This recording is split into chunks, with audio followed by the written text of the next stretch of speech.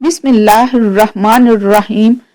حضرت آدم علیہ السلام کو جب جنت سے نکالا گیا، زمین پہ اتارا گیا، تو لکھا یہ ہے کہ آدم علیہ السلام جو وہاں سے چلنے لگے ہیں تو انہوں نے وہاں سے حجر اسود کو اٹھا لیا۔ حجر اسود کو بطور موڑے کے یعنی بیٹھنے کے لیے ایک سیٹ کے طور پہ حجر اسود کو بغل میں لے لیا اور زمین پہ اتار دیے گئے۔ اور دوسری روایت میں آتا ہے کہ جس رات میں حضرت آدم علیہ السلام کو آسمان سے زمین پہ اتارا گیا تو اس رات حضرت آدم علیہ السلام بڑی وحشت محسوس کر رہے تھے، بڑے مایوس اور پوری اس دنیا کی ہو کے عالم میں اکیلے رات کو بیٹھے ہیں اور بڑی ایک مایوس اور وحشت طاری ہے۔ اسی رات میں اللہ تبارک و تعالیٰ نے جنت کے دو جواہر یعنی ایک حجر اسود اور دوسری مقام ابراہیم، یہ دو پتھر اللہ تبارک و تعالیٰ نے اس رات میں آدم علیہ السلام کے ساتھ اتار دیے۔ جب صبح کی روشنی پھیلتی ہے تو آدم علیہ السلام نے اپنے پاس یہ دونوں پتھر پڑے دیکھے، پہچان گئے کہ یہ تو جنت کے میرے ساتھی ہیں، کہ جنت کے جواہرات میں سے آپ نے دونوں کو لے کے سینے سے لگا کے ان کو بغل گیر ہو گئے، اس سے تسکین حاصل کرنے لگے کہ یہ وہ جنت کا ایک سامان میرے ساتھ آ گیا ہے۔ اس طریقے سے اللہ نے ان دونوں پتھروں کو زمین پہ اتارا۔ اور عجیب بات ہے، ایک حدیث میں آتا ہے کہ آدم علیہ السلام جو حجر اسود لے کر آئے تھے، اصل میں حجر اسود ایک فرشتہ تھا۔ جب آدم علیہ السلام کو جنت میں اللہ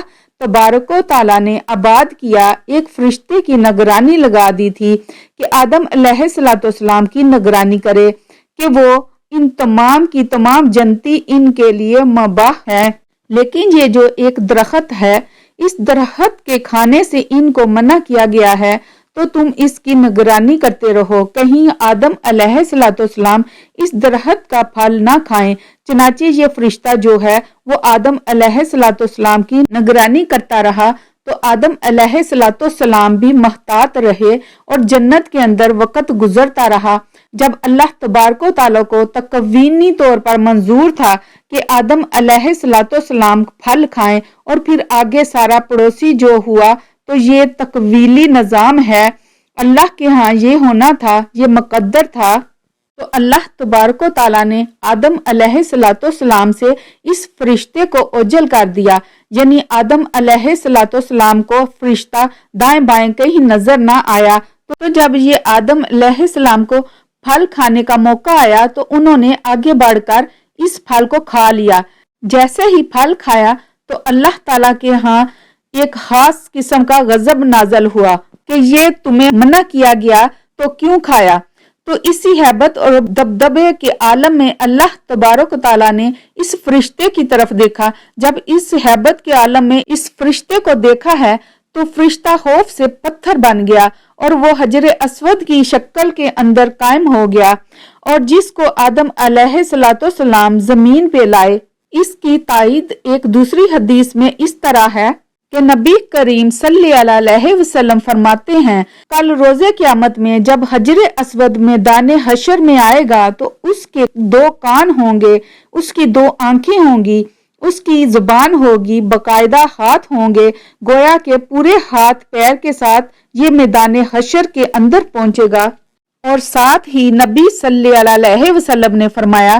کیونکہ حجر اسود اصل میں ایک فرشتہ تھا، وہاں اللہ تبارک و تعالیٰ دوبارہ اس کو انہی اعضاء کے ساتھ ظاہر کر دیں گے، اور وہاں پہنچ کر پھر دنیا کے اندر ان کو بوسہ کرنے والے جو لوگ ہیں ان کے حق میں گواہیاں دیں گے۔ تو معلوم ہوا کہ یہ حجر اسود ایک فرشتہ ہے، کہ دنیا کے اندر جو لوگ ہیں جو اس کو بوسہ دیتے ہیں اور وہ تختی پر نوٹ ہو جاتا ہے کہ اس آدمی نے مجھے بوسہ دیا اور اس کے گناہ معاف کر دیے گئے ہیں، اور کل کو روز قیامت وہ اس کی گواہی دے گا۔ اور مزے کی بات ہے کہ دنیا کے اندر ایک بہت بڑے محدث گزرے ہیں، وہ یہ کہتے ہیں کہ میں مکہ کے اندر حرم میں حجر اسود کے قریب، کعبہ کے قریب ایک عرصہ تک رہا،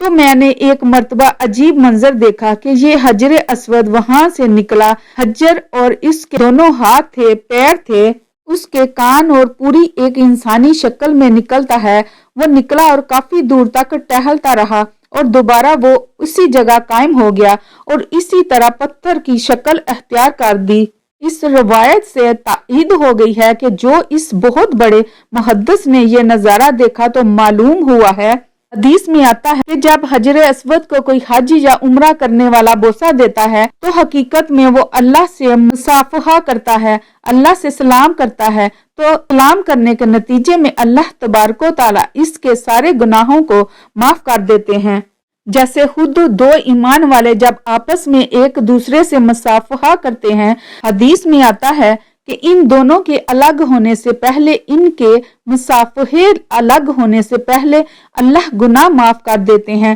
تو وہاں حجر اسود کو مصافحہ گویا کہ اللہ سے مصافحہ ہے، تو اللہ سے مصافحہ اور گناہ معاف نہ ہو یہ کیسے ہو سکتا ہے؟ اس سے اللہ تبارک و تعالیٰ گناہوں کو معاف کر دیتے ہیں۔ تو یہ حجر اسود یہ وہ فرشتہ ہے جو کہ ہر بوسہ دینے والے کی تفصیلات کو نوٹ کر لیتا ہے۔ تو اللہ سے دعا ہے کہ اللہ تبارک و تعالیٰ ہمیں حجر اسود کا سلام اور اس کا بوسہ لینے کی سعادت نصیب عطا فرمائے، آمین۔ لیکن اس میں شریعت کا مسئلہ لکھا ہے کہ اس کے لیے آپ کسی دوسرے کو تکلیف دے کر اس کا بوسہ نہ لیں۔ تکلیف دے کر بوسہ لیں گے تو ظاہر ہے بوسہ لینا ایک مستحب عمل ہے، لیکن تکلیف دینا حرام ہے۔ حرام کام کر کے ایک مستحب حاصل کریں گے، اللہ تعالیٰ کے آگے اس کی کوئی قیمت نہیں۔ اگر آپ کو موقع نہیں ملا تو دور سے استلام کر لیں، استلام کر کے چوم لیں تو آپ کو وہی اجر ملے گا